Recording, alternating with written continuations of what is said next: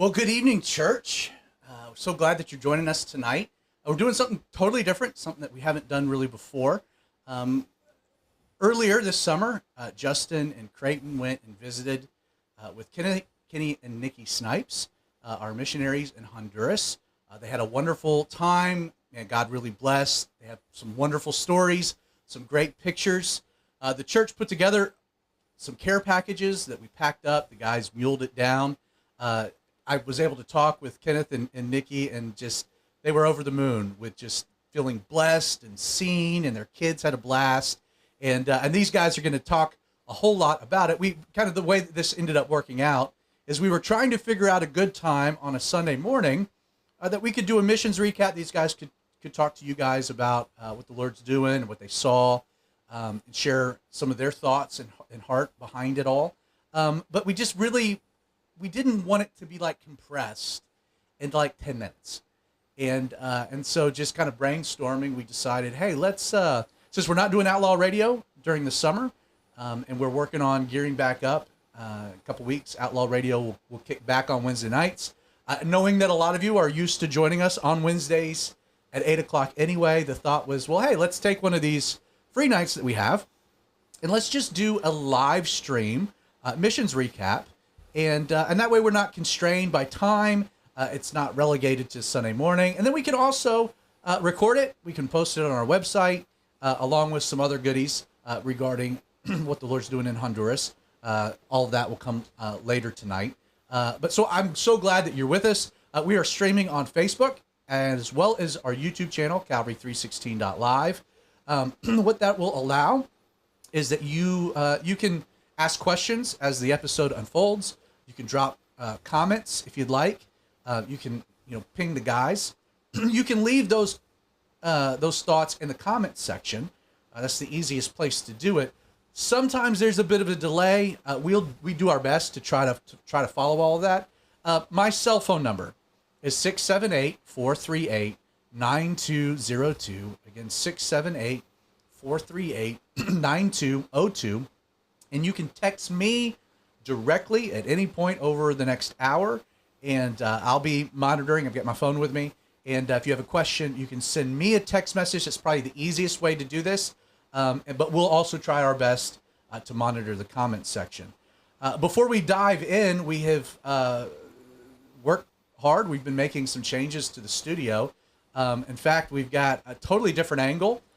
Creighton, why don't you kind of go to the wide shot? So we are in the studio. A lot of times, if you've been watching Outlaw Radio, you've never gotten this angle. Typically, I'm back there, and Creighton is where Creighton still is. But then Justin or Derek or Nick or Vinny or Aaron would be on that wall. And so we've kind of completely reversed it. This is my office as well. This is where I study. My library is back here. And so we're making some changes for Outlaw Radio. We're experimenting. Using tonight to kind of work some things through. I need to give a shout out, I would say, right from the bat, to John Schaefer. John, not only we last week we were watching a ball game and we were talking about Outlaw Radio and doing some things that were different, and had some great ideas. But so often, someone will bring up a great idea for you to do, and John's not that kind of guy. John's the kind of guy that will bring up a good idea and say, I'm also totally on board to help make this happen. And so John and I were in here working hard all day, sweating, moving things. Justin, yesterday, we moved some furniture out. So I just want to kind of give a quick shout out, I think, to John, right, guys? Yeah, John's the best. You got to get your mic closer. I mean, he had his tape measure out, walking around, measuring everything. We were here last night, and John was going around like... Right, he even had a notepad writing stuff down. He's sending me screenshots right now, so that we can change things later. So we can change that. Like one of the screenshots, your mic's too far away from your face, Craig. Yes, absolutely. It needs to be closer. So let me give a little bit of a backdrop. Oh, by the way, let's just do this. Show the other camera angles. So there's a tight one on me, but we've got... tight one on Justin. Absolutely. And the tight one on me, which is there. Yeah, there you go. So I know, I kind of, when we went live, it was like, wait, I'm not sure where I'm supposed to look. Like we're yeah, I figured that out pretty quick. Because the camera's always right in front of me, and so it's a totally like I have to look I don't even know which way at this point. So I'm not sure which of the that three is. one. I don't know. Like, which one is it? The middle one is We're the going to wide. need little signs that say, you know, who's who. The middle one's a wide shot. For Left sure. is me, right's you. Well, you know, people have not tuned in for us to ramble on about this. We're a little giddy about the studio. We're excited about. Yes, very excited. Karen about Dotson says hi. Oh, right on. Well, Miss Karen. Second favorite Karen, right? Yes. Because your second favorite. mom's Yeah. also a Karen. So let me give a little bit of backstory to the Snipes, just in case maybe you're new to the church or you don't know just kind of the how all of this developed. So years and years and years ago, I was a youth pastor at Calvary Chapel, Stone Mountain. I was a high school youth pastor. I was a middle school youth pastor. And one of my counselors, her name was Renee Nikino, and dear saint, love that lady to death. Her daughter, Nikki, was in our middle school group. And I did some counseling with Nikki, got to know her, and watched her just grow. I watched the Lord bless her. I watched just God teach her incredible things. I watched her go through trial and tribulation, and just come out just a beautiful young lady. And she ended up marrying a ruffian. His name's Kenneth. And they decided to have some babies and then move those babies to Honduras. And I think I probably met with, so they were trying to raise some support. I think I met with the two of them. This would have been probably in 2019. Was the first time that they came over to our house. Jessica made dinner. We broke bread, heard their vision, their heart. They had been going to Honduras for years. A lot of times it was short-term mission trips. They, I think, ended up spending a couple months at one point as a married couple, and that's where the Lord was really stirring their heart to do this full-time. Big step of faith when you have little kids. Jack and Mary, two youngins. But they felt like the Lord was calling them with a very particular vision for what they wanted to do in Honduras, and that was to be a missionary to missionaries, which is a totally different idea. And but as they were explaining the need, it's like so often missionaries, you know, they feel called, they take a step of faith, they go out, and but then they're on their own, and they don't have a lot of support, they don't have any type of a network, and just within doing all these short-term mission trips, they just came to see that, like, someone needs to minister to missionaries and to provide support. And from just auto mechanics to learning the language to navigating a grocery store. Nikki has a medical background, which helps. Kenneth has a background working with his hands, which serves very well. So we sat down, we heard their vision, and it was like, all right, well, we're a small church, we don't have a lot of money, but we would love to we'd love to help. And so I talked to the elders, and we came up with a number. It wasn't a whole lot. And I was like, hey guys, we will help financially. You guys get down there, get on your feet, and we'll take it a year at a time, and just see what the Lord does. I made it very clear to Kenneth that we were supporting Nikki. And that he had outpunted his coverage and the woman that he married, and that I love that girl to death, and we were going to make sure that the financial support we sent went to helping her make a home and helping her take care of the kids. Well, they moved in I think it was February of 2002 with all these great plans and intentions, and then the world shut down. 2020. 20. You said 2002. That was way earlier. Well, that was lots of twos and 20s. Yeah. So it was 2020, February 2020. Also a 2, February. So they went down, and then the world shut down. And being in a third world, it was a very interesting season for them.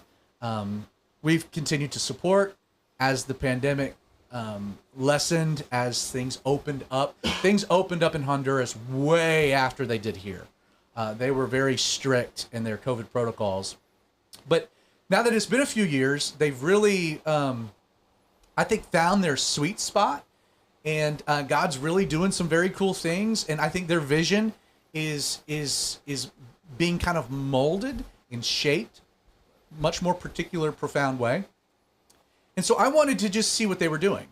I am not a world traveler. I do not like to travel at all. I don't like to travel to Atlanta, yet alone to Honduras. And so knowing Spice Daddy here loves to travel, and knowing that Creighton had gotten his passport to go to Israel, but wasn't able to use it. Something came up. Something came up, a war. I told you I could get you there.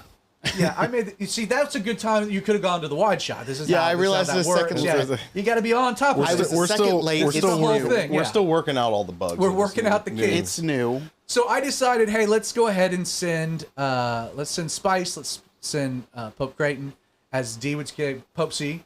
Let's send them to Honduras and put some eyes on what's going on, and then we can prayerfully evaluate what we're doing. Now, before these guys talk about their trip, again, just so you have a context of the Snipes, their vision, their mission, they have recently produced a wonderful video. It's about 5 minutes in length. And so before these guys talk about their trip, we thought it would be very helpful just to establish some context of who we're talking about, to go ahead and play this video. It's about 5 minutes in length. So Creighton, go ahead and roll it, and then we'll come on back. You know, a lot of times we have this idea in our minds that a missionary is somebody that's planting churches, feeding the multitudes. All that's vitally important, and that is mission. Who is keeping those people going? We wanted to find ways to serve missionaries and help propel them forward and make their visions happen, help them spread the gospel. And one of the things that we tell people, we felt like we were being called to be Aaron instead of Moses. We wanted to come down here and hold up the arms of the other missionaries and help them reach their goals, help them make their visions happen. And I think that's what we strive to do. A missionary friend of ours had told us that he had had some work done on his vehicle. Everything that he had installed basically failed. There you go. This isn't gonna work. We gotta go find one of these. All right. So I told him, I was like, well, why don't we just order you some really good parts, and then I'll just install them and save you the money on labor. And he's like, yeah, sure, sounds good. A few weeks later, got the parts installed, and I thought everything, that was cool, whatever. I had a chance to help a buddy out with a car so that they can go about doing what God's called them to do.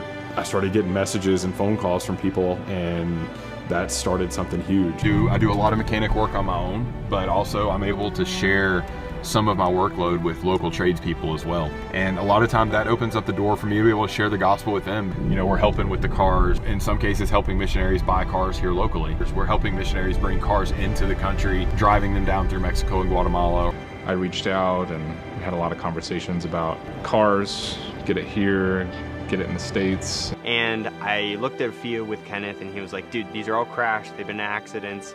You're gonna have problems with it. Why don't you try and drive one down from the States? And Kenneth just kind of walked me through with solid advice every step of the way to buying it in the States, fixing it up to what it needed to be. My 4Runner behind me, I drove it from Maryland all the way to Honduras, and I am so blessed to have no issues. Kenneth helped me through the process of importing it. It was so easy. I'm just indebted to Kenneth and his advice, his wisdom. He's somebody that we know we can trust. He's going to do the labor for us as a labor of love to help other ministries flourish. More than anything, we've just developed such a great friendship. We'll ride out into the distance with our motorcycles through streams and mountains and just talk about life, talk about God, talk about how God is teaching us as men.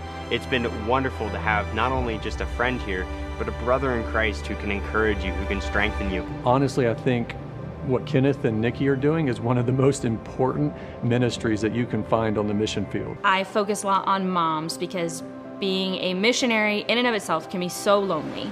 And then you add in all of the responsibility that comes with being a mom. And so the idea is that we're here for people so that they're not so lonely. I want to be that person for people because I know how valuable that is. So we have homeschool groups, we have community groups and play groups where kids just have the opportunity to build relationship with kids who are like them. So in the States, I was a medical assistant, so I had a friend who is a doula here, and she said that they just needed some extra hands.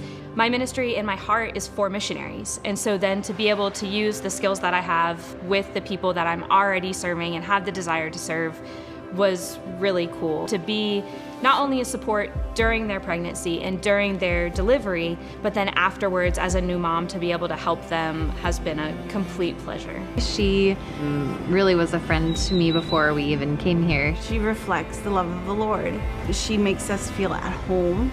She answered so many questions about health stuff, birth plans, and hospitals, because we knew that we were going to be having a baby here. She's a phone call away, and that's amazing when you're so far away from your family. The kids and I were sick right away as soon as we arrived, and Nikki brought us groceries and medicine, and I remember just thinking, wow, God's already answering our prayers for community. They have become people that we trust and that we rely on.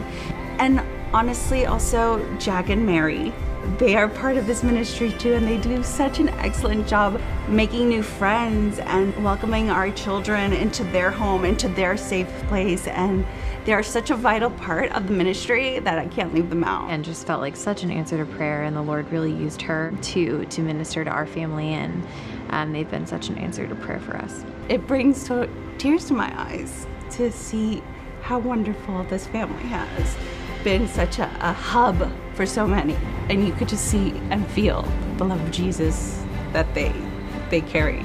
It's the way that they love, the way that they support, the way that they continue to encourage and continue to strengthen missionaries day after day after day. And for me, I could drive this 4Runner and I can know that I have a safe and secure vehicle because one guy decided that he was going to come to Honduras and he was going to choose to bless other missionaries. And God is using Kenneth and Nikki Snipes. We would love to tell people more about our ministry. It's one of our favorite things to do because the longer we're here, the more and more we love what God's called us to do. If you're interested in joining our team and being part of what we're doing here in Honduras, you can check out the link below, and you're also welcome to reach out to Nikki or I with any questions or if you want to hear more about our story.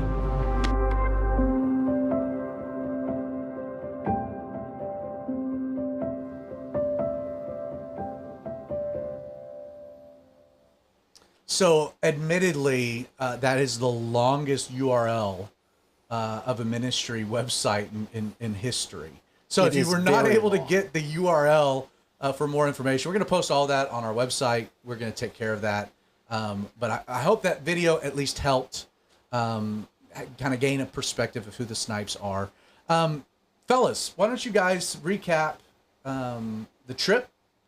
Kind of give the bullet points. Why don't we start? Kind of Justin, give the overview. I guess the overview would be Zach kind of approached me and was like, "Hey, want to send you to Honduras?" I was like, "Yep, I'll do it," because I haven't traveled in about 4 years. And he was like, "I want you to take Creighton with me or with you." And and so I was like, "Okay, that sounds good. I can't guarantee Creighton get back safely, but I'll do my best." And but it definitely. I think our goals were a little bit, you basically gave us a few goals to meet, and each of us had kind of different goals and different perspectives, because I've traveled a lot, Creighton hadn't, and I've been in places like Honduras, and what's interesting is about 23, 24 years beforehand, Honduras was my first place I'd ever traveled overseas, and it was kind of cool to go back there 20 plus years later and see how it changed. You also have family that are missionaries in Honduras. Yeah, right? Yeah. My aunt and uncle they were in Honduras for, I don't know, 15-ish years. They've just gone on a 1-year kind of sabbatical, I guess. Yeah. Come back to the States, and then they'll probably be going back down. But that was interesting because we'll get to some of the pictures later, but actually met somebody that my aunt and uncle knew. That's cool. We just met them randomly. And then, but it was,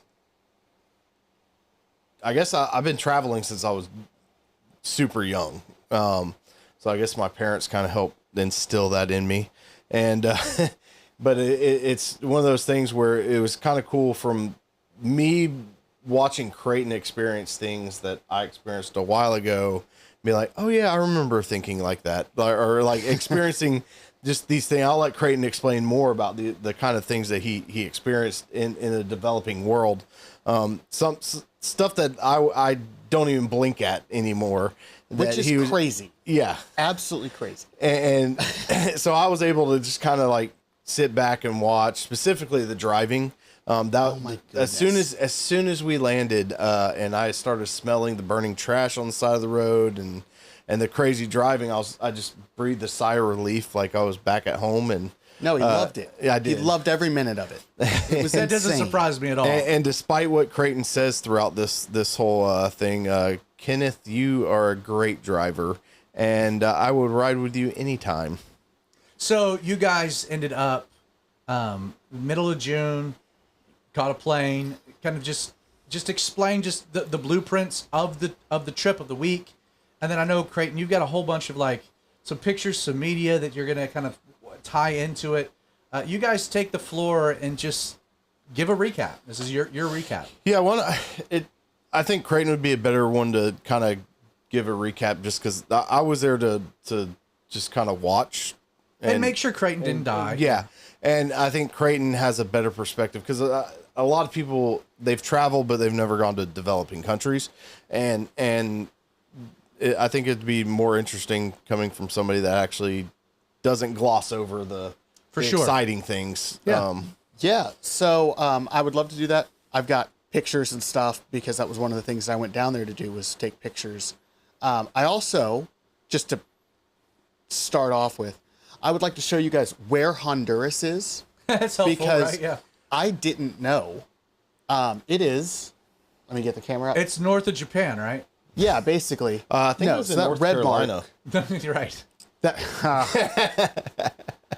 the red mark there is where Honduras is. It's in Central America. You can drive there, which I didn't know. But it's You can also fly there. What was Yes. even greater is it's a 3.5 hour flight. It is not a bad flight. Not at all. You get on it. I read a little bit of a book, listened to some music, and we were getting off the plane. And I didn't understand what anyone was saying. It was nice. I stared out the window the entire time. He really did. It's super disconcerting sitting next to him on an airplane. Okay, so to the trip. Now that we've established that Honduras is located in Central America. Yes, it's located in Central America. It's not that far away. They have a coast on the Atlantic and the Gulf, and then the Pacific. And the Pacific. Yeah. Okay. Yeah. So it was very interesting. So Now where are they located? So I've got a picture for that as well. Okay, yeah, let's throw that in. So Some geography here. So yeah, this is Honduras. We spent most of our time just to the left of the H, where it says Siguatepeque. That's where Kenny and Nikki live. They call it Sigua. And then there are a couple of other stars on that map that we went to, like La Ceiba and San Pedro Sula is where we flew into. So put the photo back up. Okay. So they're located in kind of the heart of the country. Yes, they're basically between San Pedro Sula in the north, which is one of their biggest cities, and Tegucigalpa, which is southeast of there, I think, which is the isn't it? capital Yeah, of okay. Honduras. So they've got a pretty good, I think it's like a 3 or 4 hour drive to either. Now flying in, like, were you able to take a direct flight that got you close, or was it? So there's a few different airports. Okay. Having done a number of traveling on different flights and being over 6 foot tall, I don't enjoy short layovers. And so that was the difficult part, finding there's a closer airport to Kenneth and Nikki, but if we went to San Pedro Sula, there's a direct flight every day from Atlanta there, and it's on Delta, which has the best leg room for people. Okay. Whereas otherwise we would have had to take the flight would have been twice as long because we would have had to have a 6 hour layover in Miami. So let's talk before about actually going to the So airport. you're in the heart of the country. What's the general topography like? Oh, it is mountainous. It's a coffee country.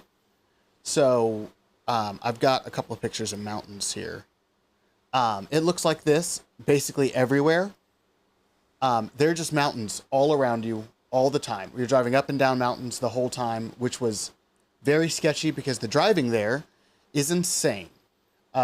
Everyone drives like everyone has immortality, and none of them do. It's Kenneth wild. said, "I appreciate the compliments on my mad driving skills." And mad he does. is a good word. For No, it. he It's has. crazy. They're really good. They were superb. So let's Yes. run through the week, some photos, what you guys did while you were there.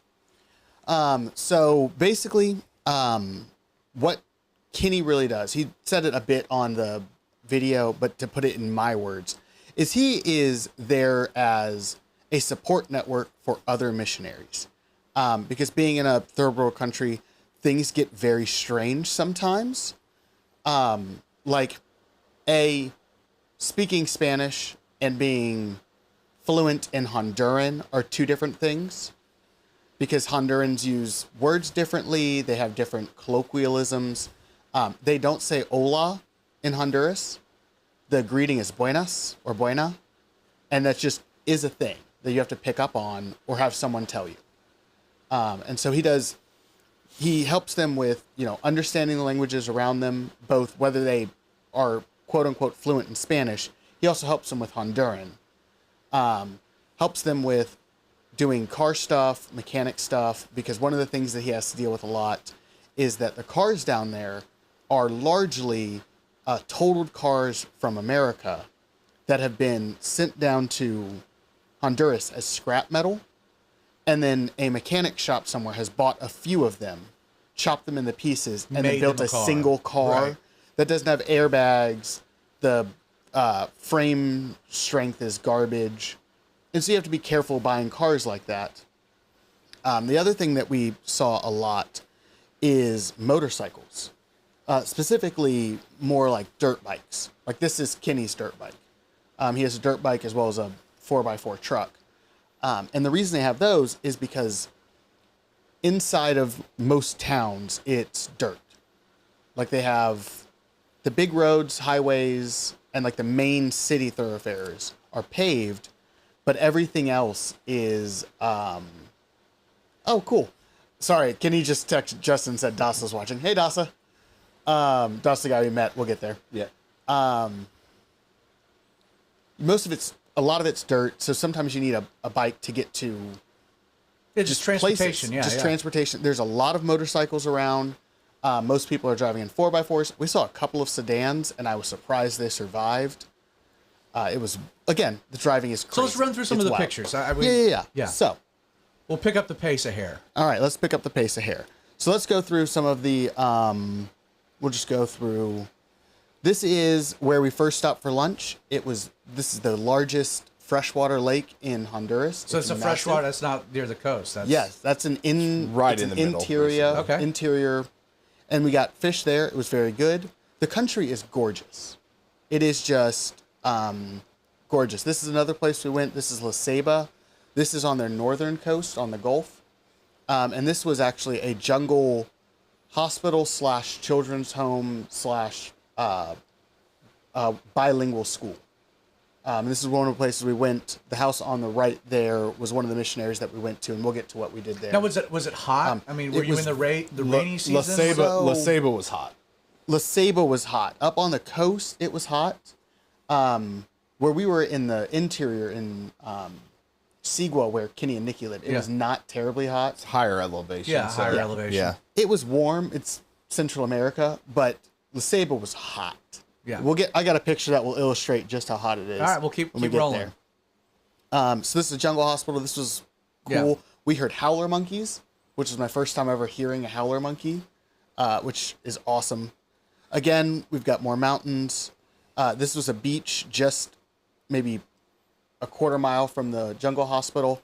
It is a beautiful country. It's now, is that the cool. Gulf or Pacific? That's the Gulf. Okay, Gulf. So what's cool about this jungle hospital is we basically were riding on gravel and dirt roads for about an hour and a half. Oh yeah, to get there. It was just gravel, dirt. We rode in the back for a little while, in the bed of the truck. I was surprised. You were horrified. I was surprised I got Creighton to do that. At one point, we passed 4 cars and a bus. We passed on the left side, going about 80 miles an hour. Okay. It was terrifying. No, it was great. I don't even remember that part. Terrifying. All right, so moving along. So moving along, we've got some pictures. I don't know if you guys want to see pictures of where just what it is like in a third world country. This is a shack that is on the side of the road across from a very Western looking gas station. This is the inside, and this is where we had breakfast one day. This was the place that you took a picture, but then they took a picture of you. As soon as I took this picture, the lady on the left was like, "Oh, if they're cool with it, I'm going to be cool with it. And she took a picture of us eating in her restaurant, which was very cool. So yeah, that is what's interesting about it is that it's a beautiful country. It is poorly ran. So one of the things that we were talking to Kenneth about was a couple of weeks, maybe a month before we came down, was when they would get the really dry season, and the whole country burns basically because they burn their sugarcane fields to reset the earth, and they are not particularly disciplined with it, so they catch the mountains on fire, and the whole country is covered in smoke for months. That sounds terrible. But we ended up going just as the rainy season was starting, so it wasn't nearly as smoky, it wasn't as dry. We got a nice rain shower every evening. So let's get back to the pictures. Yeah, so I've got some pictures of, if you were wondering what it looks like to be a missionary in Honduras. This is a picture of Justin and Jack, Kenny and Nikki's son. Are they playing catch? They're playing catch. And you can see behind them, there's Kid's that got an wall. arm on him. Kid's got an arm. That wall goes all the way around their house. So that's their house right there. And that's their house. That's where, if you see where the truck is driven up, that's where Kenny does most of his mechanical work. Gotcha, yeah. So the reason why they rent that house is they chose it specifically for that yard, because it's on the huge. weekly they invite a lot of the missionary kids and things like that.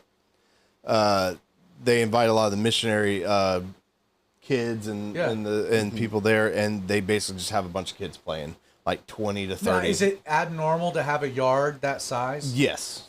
Yeah. And so the Lord's really blessed them. You can put that back up. The Lord's really blessed them with a great rental property. Yes, a great rental property. They have a big yard. Mm-hmm. They've got the wall, which is also, it's got a garage door opener. It's security. That opens and closes, so they don't have to worry about, people. They also have a very beautiful Rottweiler, whose name is Bruiser.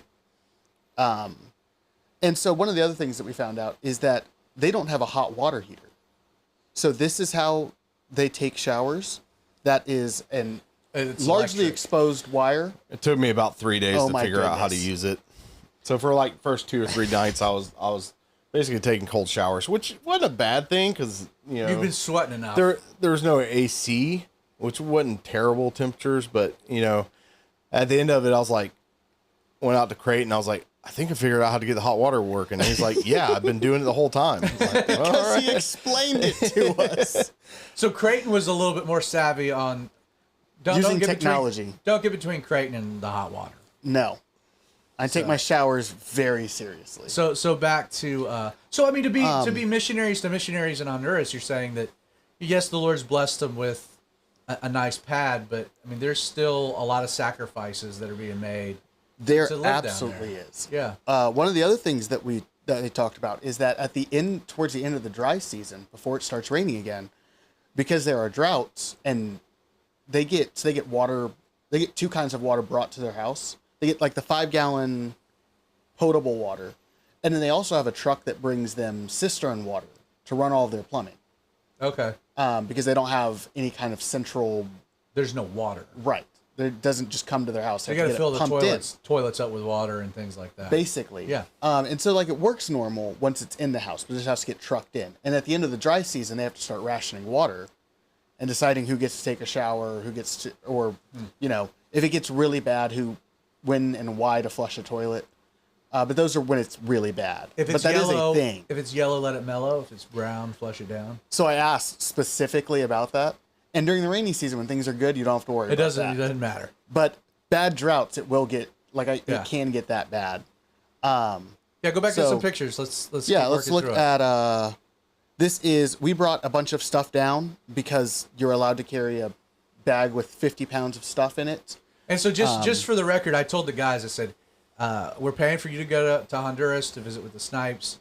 But part of that is that what you're taking personally has to be on your back, and your checked bag, we're gonna mule supplies, because so for like Nikki and there's so many things for the home that you can't get there. And so, and you know, the kids, they're Braves fans. You can't necessarily buy Braves jerseys. There's Right. You can't get barbecue all kinds stuff. of There's stuff. all kinds of just, and I made it very clear. So when we were talking about this, you know, they were talking about, well, we could use this for ministry, and you guys could bring that. And I was like, no. Like, we want to bring things that you need, that you can't get, and I'm okay with even what you want. And so from bed sheets to kitchen towels to some utensils, just anything. And we had put together a sign-up sheet, and the church just went above and beyond. So you guys muled all that, about 50 pounds a bag. Yeah, I'm now pretty sure you only asked me to go down there because I'm a fat white guy with a beard. And you can carry stuff. And you wanted me to play Santa, basically. So Yeah, that's true. You showed up, which the kids loved you, from what I've been told. Well, that's because they have yet to beat me in Connect 4.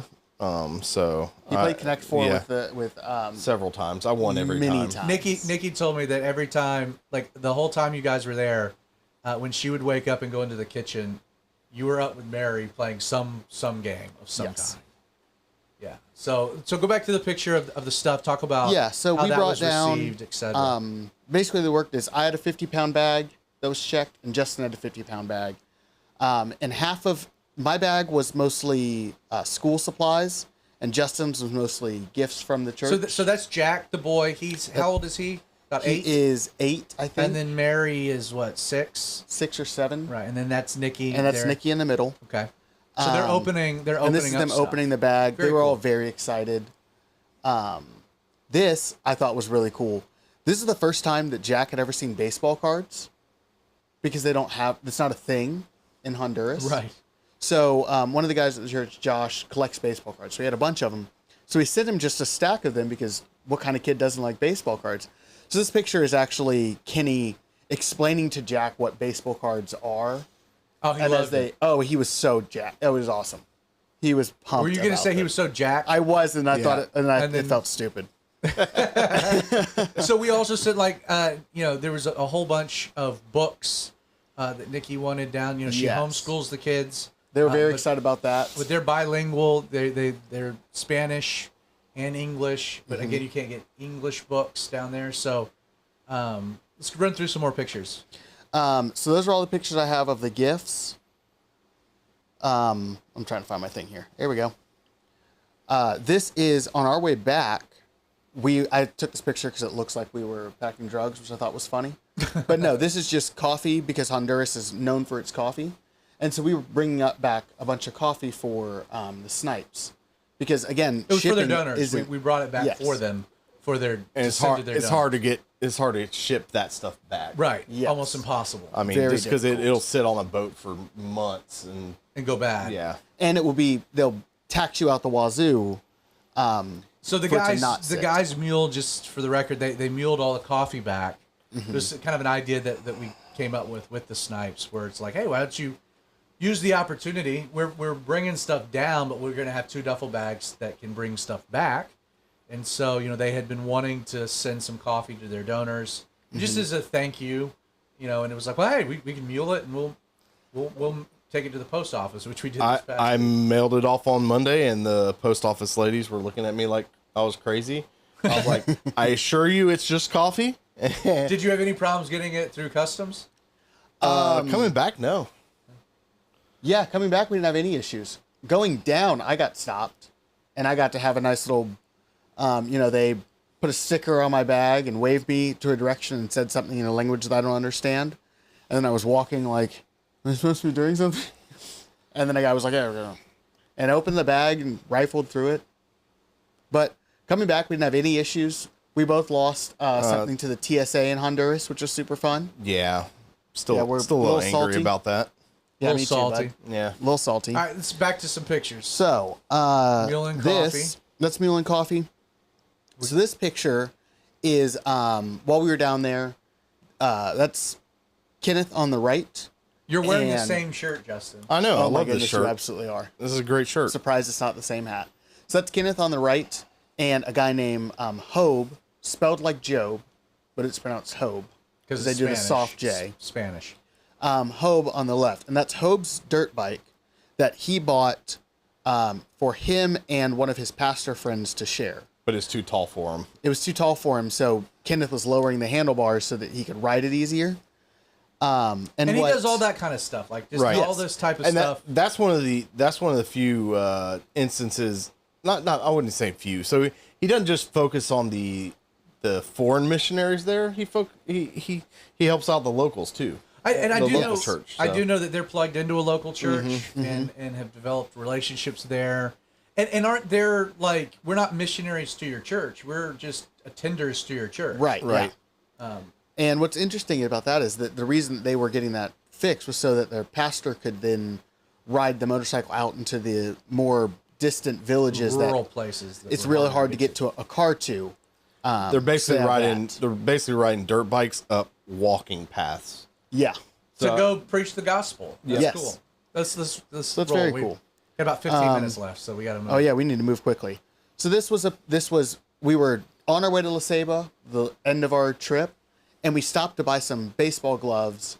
And the lady that we stopped was working at she's another missionary, just happened to be selling baseball gloves that Kenneth wanted to buy. She needs a new starter. She didn't know that, but Kenneth and Jake, who we will talk about at some point, were able to diagnose that just in 15 or 20 minutes. Yeah. And that's one of those things where you just don't have that kind of person. You can't take it to an AutoZone. And I thought that was kind of cool because that was just like a random thing that they met, and that they're down in La Ceiba where my aunt and uncle were for many years. So I just asked them if she knew my aunt and uncle. She was like, "Yeah, I do." That's cool. And so I like FaceTime my aunt real quick, and It was very neat.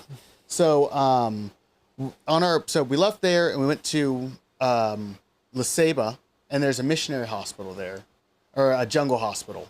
It is where we took that picture earlier, and we helped one of the missionaries with his generator. I say we, I really mean Kenneth and his buddy Jake. Right. His brakes. You can see how hot it is in La Ceiba. If his shirt is light green, Okay. that's right. all sweat. That's making it dark green. And that was a kind of an all-day job. We ended up having to drive out and get his rotors turned. And to do that, you just have to find a guy that has the machine.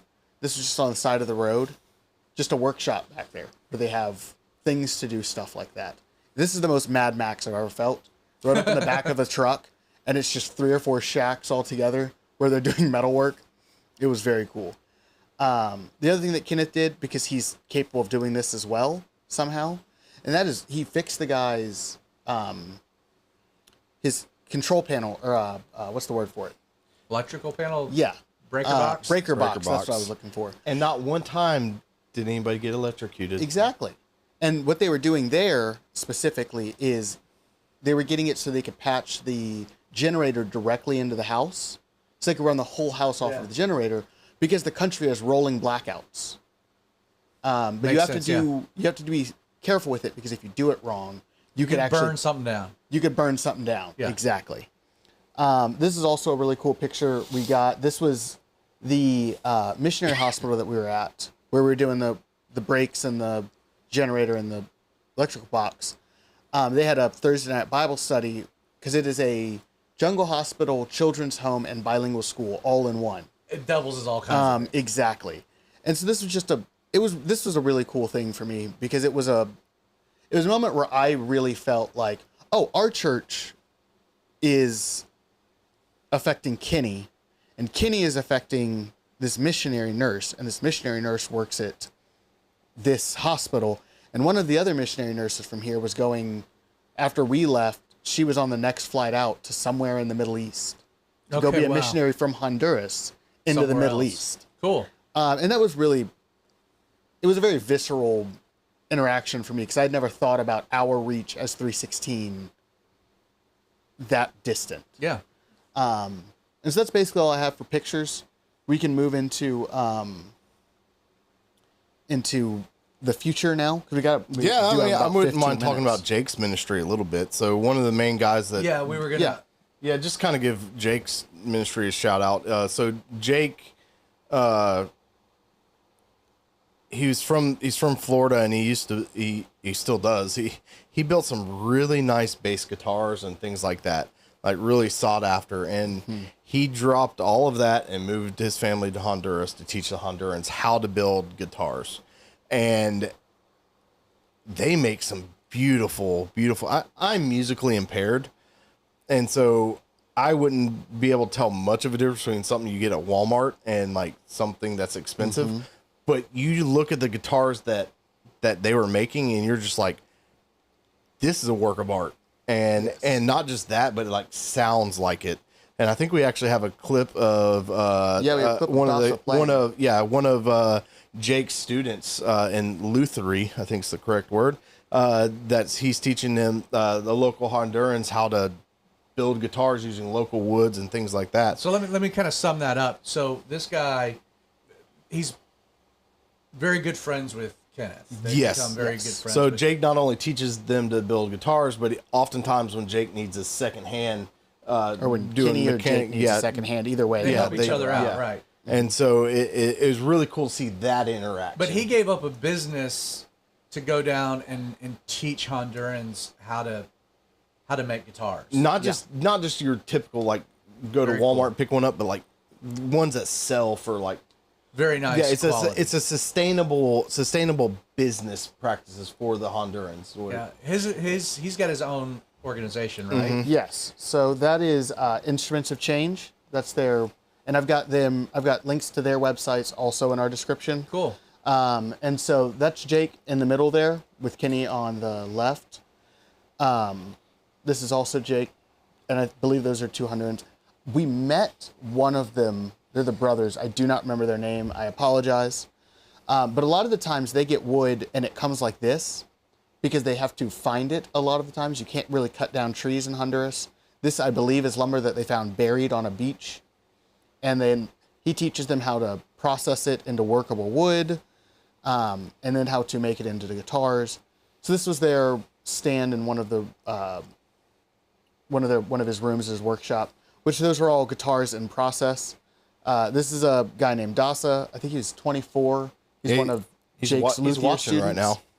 Yes, What's up, Dasa? And that is a really cool guitar. If you notice, there's no hole on the face of it. It's up at the top, which Dasa explained to me why that is, and I do not remember his. It was a very in-depth. That's fine. It's about the way the guitar ripples when you play it, but it's very cool. We actually have a picture or a video of Dasa playing a very similar guitar that Jake had made. Oh, I see the hole there at the base of it. Yes. So unfortunately, here's talking a little bit in the background. But. Sorry, I didn't know somebody was making a video at this point. Are our mics live? Currently, yes. Okay, cool. We're still learning this, so yeah, that's neat. That's very cool. It was very cool. So you guys had a good trip. I mean, all said and done. You glad you went? Yes. Give me your impressions just of the Snipes. Their ministry is Bridges over Honduras. Bridges across the mission field. There you go. That's also it. Right. Well, I think a lot of people, when they hear supporting missionaries and stuff like that, they kind of just throw money at it, and they never actually know if their money's going towards something. Yeah. Or if the missionaries are just living on a beach house somewhere and sipping Mai Tais on the beach kind of thing. You know what I mean? And being able to go down there, and our goal wasn't to evaluate where all the money's going, but just to go out and hang out with Kenny and do what he was doing. And we made that pretty clear to him multiple times. But just I've been around the mission field for, I don't know, the last 15, 20 years of my life, and seeing different styles of missionary work, and going down there and hanging out with them and seeing what they were doing was a breath of fresh air. Agreed. Explain why it was a breath of fresh air. Like, elaborate on that. For lack of better terms, like including like short-term missionaries and stuff like that. Great. I've done it. It gets people started. But a lot of times people do mission work to take pictures to post on their social media to get support, and they're so busy doing stuff that it's hard to focus on what God's called them to do, and because they're so busy spending time trying to get funding and stuff like that, and just going about it. And I've been in different situations, from the underground church to being to doing the going to do VBSs and skits and stuff. And that's not me. I'm like I said, I'm musically impaired, so I'm not going to go sing somewhere or do anything like that. But like supporting missionaries that are already there, instead of just taking a group down there to do something that doesn't really help. Doesn't have as much of an impact. Yeah. But like helping them help the other missionaries, so the other missionaries can stop focusing on certain things and actually focus on what they're doing down there was great. So for me, I there's really kind of two different types of mission trips. As a youth pastor, I would take a group of 30, 40 high school students to Rosarito, Mexico. We'd fly to Los Angeles, rent some town and country vans, and drive down with a whole bunch of supplies to stay at a facility. And the people that were at the facility, their job was to run short-term mission trips for church youth groups. Mm-hmm. And so you would go down there, and really the whole point of the mission trip had nothing to do with reaching people in Rosarito, Mexico. The whole purpose of the mission trip was to take a bunch of spoiled, rotten American kids into the third world environment, hoping that they would gain a new perspective and that they would come home different. And that's not a bad thing. That's not, we're not like, there are missions organizations specifically designed to accomplish that. Well, I think it's good. Like I said, my first trip was like that. And that got me in that mindset to go do that. And I would even say that for Nikki and Kenneth, like their first several trips were along the same lines, and it made an impact in their life to the point that they're now full-time missionaries in the third world. What I like about what they're doing, though, is that they're not there to facilitate short-term mission trips for the youth groups of America. They're there with a very specific mission of supporting mission. They're not even there to really minister to Hondurans, though they do that. Mm-hmm. Their goal is to be support for missionaries that are on the ground doing the real work, which is why the Lord has provided these opportunities to work on automobiles. Nikki running all kinds of mom groups, but that's a very, very particular, very targeted, and I love it because I think that really fits kind of within what our church is about, equipping saints for the ministry. We're a church for Christians. Our church, our main emphasis is not getting people saved. It's equipping Christians to go into their world to see people saved. Mm-hmm. But it's the mechanism for it, which I think our mission, our vision aligns so much with what they're doing on the ground too. Creighton, why don't you kind of you coined a phrase? I don't even know if you knew it, but we were talking the other night. You could combine tourism and mission. I didn't coin that phrase. Voluntourism. Okay, yeah. I thought that I had never heard that before, but I thought that was a really good way to kind of brand what we're not really that interested in doing. Yeah. So what I was going to say is that one of the things that I thought was most interesting about specifically seeing Kenny interact with both Americans while we were down there and native Hondurans was that he seemed to have a very good rapport with everyone around him. Like, it was very much, I think one of the worst things that you can hear about a missionary or missions in general is that the people in the countries that they go to are like, oh, the missionaries are coming back. Like, great. Right. Like that's your worst case scenario. And I think that a lot of the times you see that with voluntourism, which is the idea that it is the worst part of taking a group of youth kids to a third world country where they don't get that third world experience and they just end up being first world kids on vacation, taking pictures for their Instagram to feel good about themselves. Right. And not getting that actual legitimate not giving at all. Right. The thing about voluntourism is that they are getting the whole time and not giving at all. And I think that both mission work and volunteering in any capacity should be a bit of giving and giving. Yeah. Because you should be getting something out of it, but you should be giving some of yourself as well. Yes. And so a lot of that volunteerism you see is just, they might as well be at Boca Raton or somewhere taking pictures of themselves in a tropical area. You know, one of the things that I think, just as the pastor of Calvary316, and you know, it's a good thing to send money. Like, you know, there's nothing wrong with sending money, because I mean they can't live there apart from that. You're in a third world. It's sometimes you're in a dynamic where you can get a work visa, and other instances that's very hard to do. And so, you know, to go into a country and to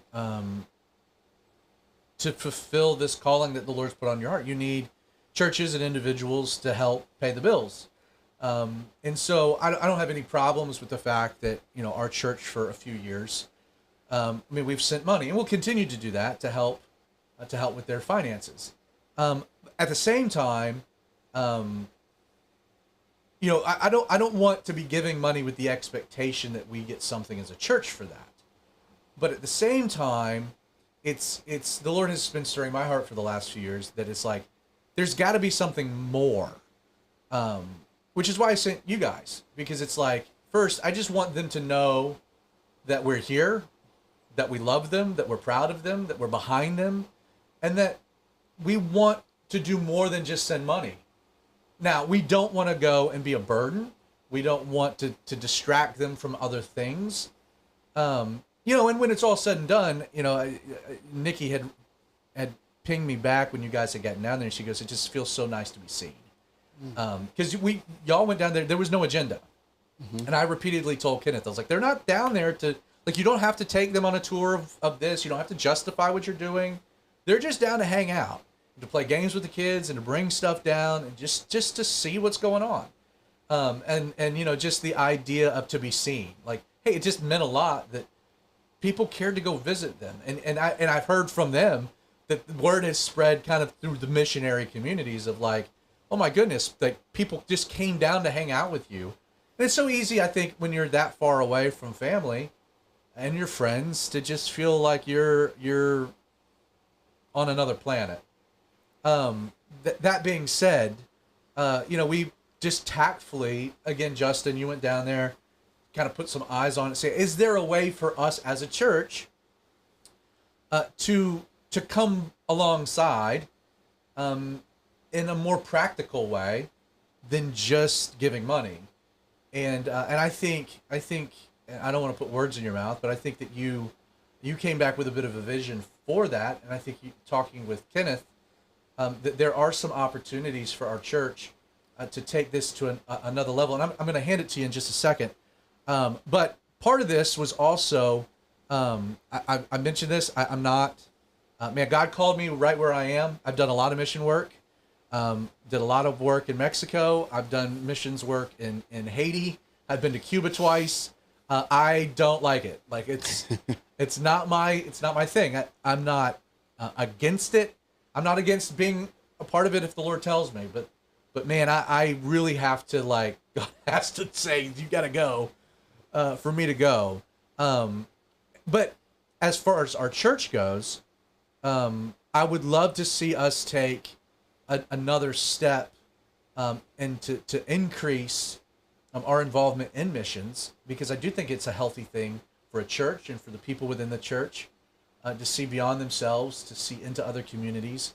And so to me, it's like, who's going to lead the charge in this? Because it's not my calling.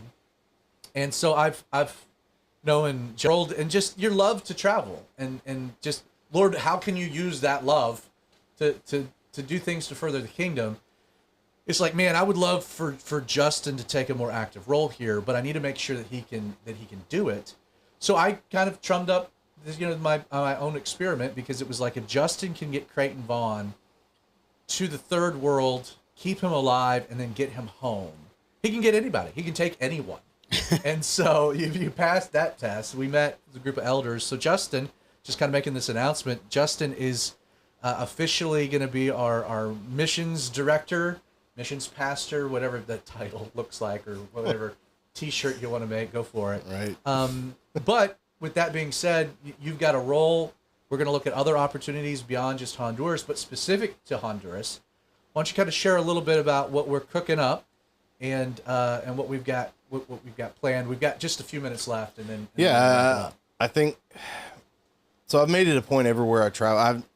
Whenever I've traveled, I haven't gone specifically to be a missionary. I've gone, but I've always made it a point to visit the local church and see and experience the local church, and because God's called all of us as believers to the Great Commission to go into all the world, and that might be Winder, Georgia, that might be Honduras, and talking with Kenny while we're down there, I was like, hey, what would that look like coming down here? And he's like, there's always stuff that we can do, and kind of the vision that I guess we formed while we're down there is we're going in as kind of a bolstering of his abilities and stuff that he's already doing. So we want to help them do what they do, not do other things. I told Kenny, I was like, I don't want to go down there to go in these villages to take pictures of little brown kids to put on my Instagram. I don't want to do that. And if that's what the vision is, that's somebody else.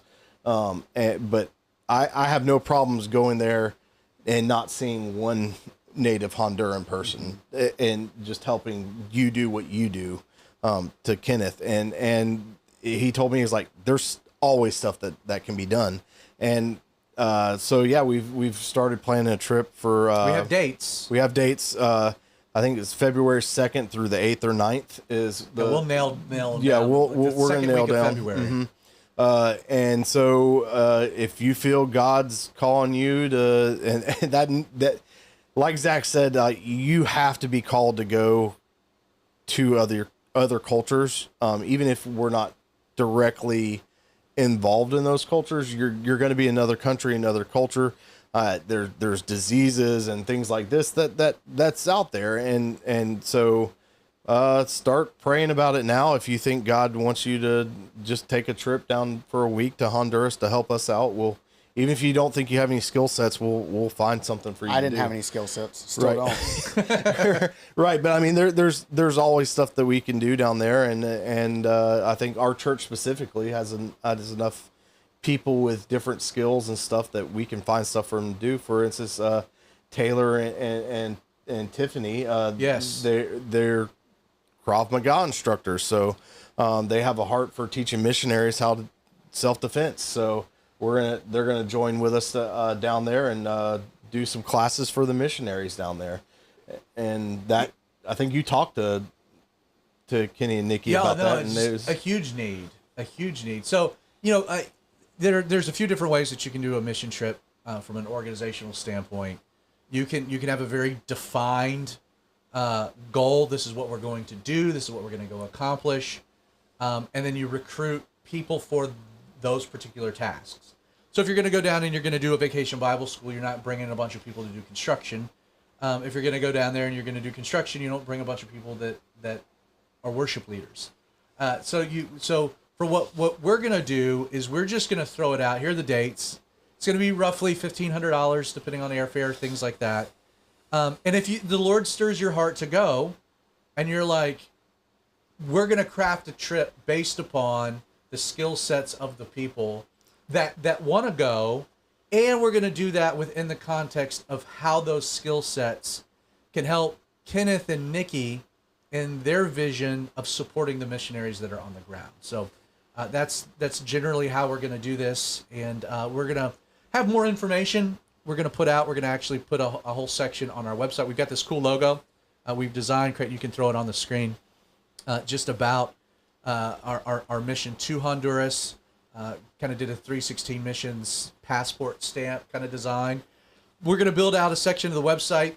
We're also going to put ways for people to be able to give if we want to increase our support. So, or if you're like, hey, I'd love to sponsor someone to go on a mission trip. Right. If I don't want to go, but I would love to pay for somebody else to go. No doubt. So we're gonna over the next month. We're far enough in advance that we have some time. We're going to build out some of the infrastructure on our website. We'll be making some more announcements on Sunday at church. We'll be plugging it a bit with Outlaw Radio when we get back into the swing of things. And so Very excited about it. Proud of you guys. Thanks for going down, loving on our brothers and sisters. And again, for you guys that are watching,